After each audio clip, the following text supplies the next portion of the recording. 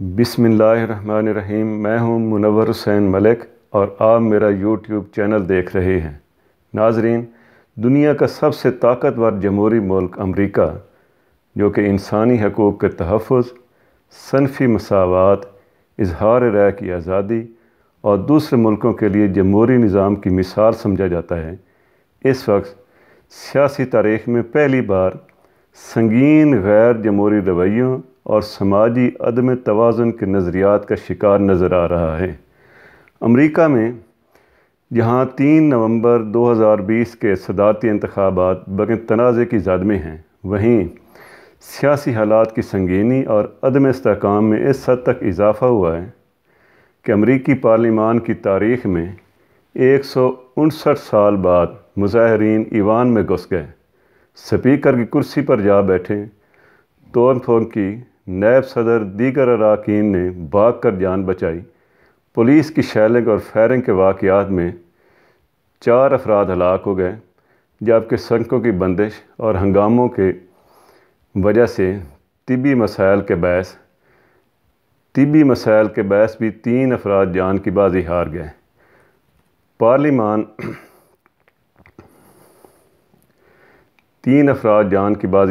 پارلیمان سے دھماکہ خیز مواد برآمد، شہر میں پائپ بموں کی موجودگی اور دیگر ریاستوں میں بھی احتجاج کی اطلاعات سامنے آئی ہیں۔ دارالحکومت واشنگٹن میں ایمرجنسی اور کرفیو نافذ کرنا پڑا۔ مظاہرین کے ایوان نمائندگان اور سینٹ میں داخلے اور ہنگامہ آرائی کی وجہ سے اراکین کو کرسیوں کے پیچھے چھپنا پڑا۔ انہیں محفوظ مقام پر منتقل کیا گیا۔ دونوں ایوانوں کی کارروائی، جو کہ امریکی صدارتی الیکشن کی فائنل توثیق کے لیے ہو رہی تھی، روک دی گئی۔ پولیس 4 گھنٹے بعد مظاہرین کو باہر نکالنے میں کامیاب ہوئی۔ دارالحکومت میں 2 ہفتوں کے لیے ایمرجنسی نافذ ہے اور پولیس کی بھاری نفری تعینات کی گئی ہے۔ نو منتخب امریکی صدر جو بائیڈن نے اسے جمہوریت پر غیر معمولی حملہ اور تاریخ کا سیاہ ترین دن قرار دیا ہے۔ صدر ٹرمپ، جو کہ کیپٹل ہل کے باہر اپنے ہزاروں حامیوں کے جمع ہونے پر انہیں عمارت میں گھس جانے کے لیے اکسا رہے تھے، کو کہنا پڑا کہ مظاہرین پرامن رہیں، آپ گھر چلے جائیں۔ انہوں نے نیشنل گارڈ کو کیپٹل ہل میں تعینات کرنے کا حکم دیا۔ کینیڈا، برطانیہ، فرانس، جرمنی اور یورپی یونین نے واقعے کی مذمت کی ہے۔ برطانوی وزیر اعظم بورس جانسن نے کہا کہ شرمناک مناظر کا خاتمہ ہونا چاہیے۔ تاہم پرتشدد واقعات کے بعد امریکی کانگریس نے بائیڈن کی فتح کی توثیق کر دی۔ گو کہ اب جو بائیڈن 20 جنوری کو امریکی تاریخ کے 46ویں صدر بن جائیں گے، لیکن پرتشدد واقعات نے ان کی سرٹیفکیشن کے عمل کو دھندلا دیا ہے۔ مشتعل مظاہرین کے حملوں میں 14 پولیس اہلکار بھی زخمی ہوئے ہیں۔ شہر میں 12 گھنٹے کرفیو نافذ رہا، جس کی خلاف ورزی پر پولیس نے 52 افراد کو گرفتار کیا۔ امریکی سیاسی تاریخ میں یہ پہلی مرتبہ ہوا ہے کہ عہدہ صدارت پر ہوتے ہوئے امریکی صدر اپنے ہی ملک کے دفاعی اداروں کو آگے ہاتھوں لیا ہے۔ انہوں نے کرونا وائرس کے تدارک کی ویکسین تیار کر کے چھپانے کا الزام بھی عائد کیا ہے۔ یہ تو الیکٹورل کالج کا ہیر پھیر ہے، ورنہ ٹرمپ نے بھی 15 کروڑ میں سے 7 کروڑ سے زائد ووٹ حاصل کیے۔ اسی وجہ سے دھاندلی کا الزام لگاتے ہوئے ان کی پارٹی ریپبلکن کے اراکین نے پہلے ریاستی سطح پر اور پھر سپریم کورٹ میں انتخابات کو چیلنج کیا، لیکن انہیں ناکامی ہوئی۔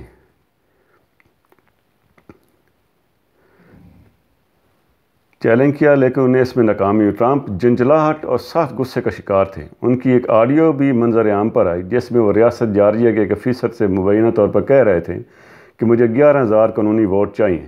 امریکی صدر کی جانب سے اپنی مسلح افواج کے $740 ارب کا دفاعی بجٹ ویٹو کرنے کا واقعہ بھی پہلی مرتبہ ہوا ہے۔ موجودہ صدر نے انتخابات میں خاص طبقے کی خوشنودی کے لیے جنوبی امریکہ کے ملٹری بیسز کے ناموں کو بھی تبدیل کر دیا۔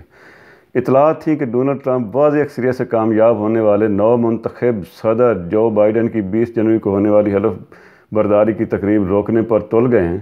ان کا یہ ارادہ تھا کہ وہ امریکی فوج کو بطور کمانڈر ان چیف حکم دیں گے کہ وہ نئے صدر کی حلف برداری کی تقریب روکنے کے لیے میدان میں اتریں، اس لیے وہ ملک میں پرتشدد ماحول بنا رہے تھے تاکہ ہنگامہ رائے کی کیفیت میں انہیں ایسے اقدامات کا موقع مل سکے جو بظاہر ملک میں مارشل لا لگانے کے مترادف تھا۔ مگر امریکی اسٹیبلشمنٹ اور طاقتور حلقے صدر ٹرمپ کے بیانات اور ان کی جانب سے اب تک الیکشن میں شکست تسلیم نہ کرنے کی وجہ سے حالات کو پہلے ہی بانپ گئے تھے۔ اس لیے انتظامیہ کی جانب سے بر وقت اور محتاط رد عمل دکھایا گیا اور ٹرمپ کو اس ساری صورتحال میں اس حد تک پریشانی کا سامنا کرنا پڑا کہ انہوں نے اب دبے الفاظ میں نہ صرف اپنی شکست کو تسلیم کر لیا ہے بلکہ 20 جنوری کو اقتدار کی منتقلی کے لیے بھی آمادگی ظاہر کر دی ہے۔ ٹرمپ کو یو ٹرن سخت رد عمل کی بنا پر لینا پڑا، ورنہ وہ شکست تسلیم کرنے کے لیے قطعاً تیار نہیں تھے۔ جو بائیڈن نے ٹرمپ پر غداری کا الزام تو عائد نہیں کیا، لیکن کہا ہے کہ جو کچھ ہوا وہ بغاوت کے زمرے میں آتا ہے۔ انہوں نے ٹرمپ سے مطالبہ کیا کہ وہ قومی ٹیلی ویژن پر جائیں، اپنے حلف کی تکمیل اور آئین کا دفاع کریں اور اس محاصرے کو ختم کرنے کا مطالبہ کریں۔ ڈونلڈ ٹرمپ کا کہنا تھا کہ ایسے واقعات اس وقت ہوتے ہیں جب عوام کو انتخابات میں ان کی فتح سے دور رکھا جاتا ہے۔ کئی عرصے سے محب وطن امریکیوں کی حق تلفی کی جا رہی ہے۔ ان پرتشدد واقعات کے بعد ٹرمپ کے خلاف سخت رد عمل سامنے آ رہا ہے۔ امریکہ کے بڑے کاروباری گروپوں نے ٹرمپ کو صدارتی دفتر سے فوری نکال بحر کرنے کا مطالبہ کر دیا ہے۔ غیر ملکی میڈیا کے مطابق امریکہ میں ایکزون موبائل، فائزر اور ٹویوٹا موٹرز سمیت 14,000 کمپنی کی نمائندگی کرنے والے امریکی بزنس مین گروپ نے کیپٹل ہل کے واقعے کی حمایت کرنے پر امریکی حکام سے ٹرمپ کو فوری صدارتی دفتر سے نکالنے کا مطالبہ کر دیا ہے۔ امریکی بزنس مین گروپ نے نائب صدر مائک پینس اور کابینہ سے مطالبہ کیا کہ وہ ٹرمپ کو فوری طور پر عہدہ صدارت سے ہٹانے پر غور کریں۔ امریکی نیشنل ایسوسی ایشن آف مینوفیکچررز کے صدر کا کہنا تھا کہ ٹرمپ نے اختیارات برقرار رکھنے کے لیے تشدد کو سراہا۔ اگر کوئی منتخب رہنما ٹرمپ کے اس عمل کا دفاع کر رہا ہے، وہ انارکی کی حمایت میں اپنے آئینی حلف کی خلاف ورزی اور جمہوریت کی نفی کر رہا ہے۔ انہوں نے کہا کہ امریکی نائب صدر کابینہ کے ساتھ بیٹھ کر جمہوریت کی بقا کے لیے 25ویں ترمیم کو منسوخ کرنے کے لیے سنجیدگی سے غور کریں۔ اس کے علاوہ امریکہ میں بزنس مین گروپوں کی جانب سے بھی کیپٹل ہل واقعے پر سخت بیانات جاری کیے گئے ہیں۔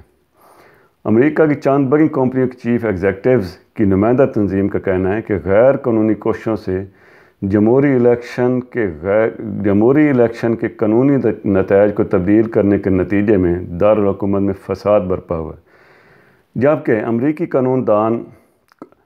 قانون دانوں نے ٹرمپ کو گرفتار کر کے ان پر غداری کا مقدمہ چلانے کا مطالبہ کیا ہے۔ قانون دانوں نے موقف اپنایا کہ ٹرمپ نے انتخابات میں دھاندلی کے جھوٹے بیانیے سے تشدد کو جنم دیا، جبکہ کچھ نے جرائم کے ارتکاب پر ٹرمپ کے خلاف مقدمہ چلانے کا بھی مطالبہ کیا ہے۔ ریپبلکن قانون دان جیمی گومز نے کہا کہ اس طرح کے واقعے کو جنم دینے پر ٹرمپ پر غداری کا مقدمہ چلنا چاہیے۔ اس طرح سے حکومت کا تختہ الٹا جاتا ہے اور اسی طرح سے جمہوریت کی موت ہوتی ہے۔ تشدد پر اکسانے پر صدر ٹرمپ کا فیس بک اکاؤنٹ غیر معینہ مدت کے لیے بند کیا گیا ہے، جبکہ ٹویٹر اکاؤنٹ بھی ان کا کئی گھنٹے بند رہا۔ گزشتہ کئی ہفتوں سے ڈونلڈ ٹرمپ 6 جنوری کو ایک ایسا فیصلہ کن دن قرار دے رہے تھے اور کہہ رہے تھے کہ اس دن سب ٹھیک ہو جائے گا۔ انہوں نے اپنے حامیوں کو امریکہ کے دارالحکومت واشنگٹن ڈی سی پہنچ کر کانگریس اور نائب صدر مائک پینس کو چیلنج کرنے کا کہا تاکہ وہ نومبر کے صدارتی انتخابات کے نتائج کو مسترد کریں اور صدارت کی کرسی انہی کے پاس رہے۔ چنانچہ بدھ کی صبح صدر اور ان کے جذباتی کارکنان نے ایک طوفان برپا کر دیا۔ صدر کے ذاتی وکیل روڈی جولیانی نے کہا تھا کہ انتخابی تنازع کا حل دونوں امیدواروں میں کشتی کے ذریعے طے کر دینا چاہیے۔ یہ بھی بتایا گیا ہے کہ پارلیمنٹ پر حملے اور اس پر ٹرمپ کے رد عمل کے بعد وائٹ ہاؤس سے استعفوں کی لائن لگ گئی ہے۔ امریکی صدر کے نائب قومی سلامتی کے مشیر میٹ پوٹنگز نے عہدے سے استعفیٰ دے دیا ہے۔ خاتون اول میلانیا ٹرمپ کی چیف آف سٹاف بھی اپنے عہدے سے استعفیٰ دے چکی ہیں۔ وہ وائٹ ہاؤس کی سابق کمیونیکیشن ڈائریکٹر اور پریس سیکرٹری بھی رہ چکی تھی۔ وائٹ ہاؤس کی سوشل سیکرٹری اور پریس عہدیدار سارا میتھوس نے بھی اپنا استعفیٰ جمع کرایا ہے۔ اس کے علاوہ قومی سلامتی کے مشیر رابرٹ او برائن سمیت دیگر عام قومی سلامتی کے عہدیدار بھی استعفیٰ دینے پر غور کر رہے ہیں۔ امریکی میڈیا کے مطابق ٹرمپ کے ڈپٹی چیف آف سٹاف کی جانب سے بھی جلد استعفیٰ دیے جانے کا امکان ہے۔ اور اب اس واقعہ کا ایک اور دلچسپ پہلو ملاحظہ کریں۔ پارلیمنٹ پر مظاہرین کے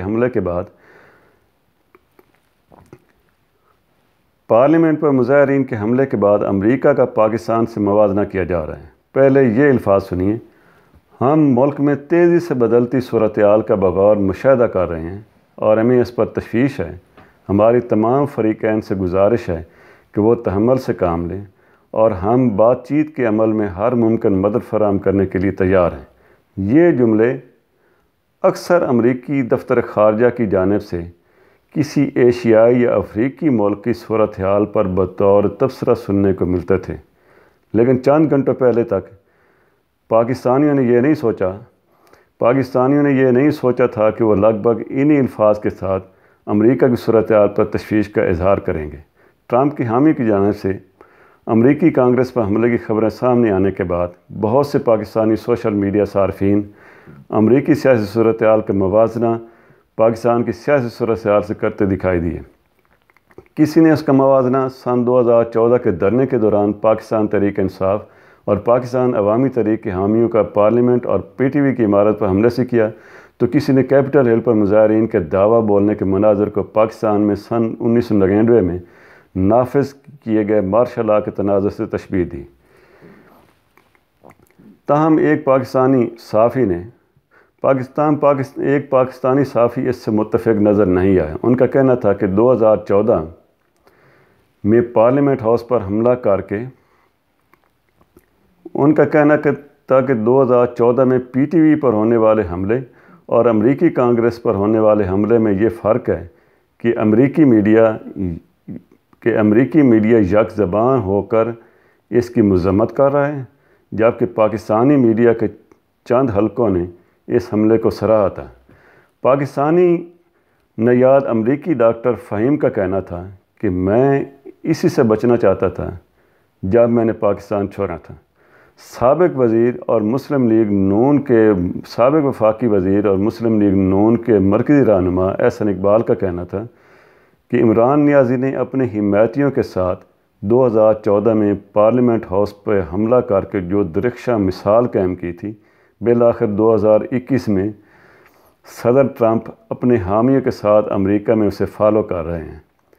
کہیں تو پاکستان امریکہ سے 6 سال آگے ہے۔ اسی دلچسپ تبصرے کے ساتھ اجازت دیجیے۔ اللہ حافظ۔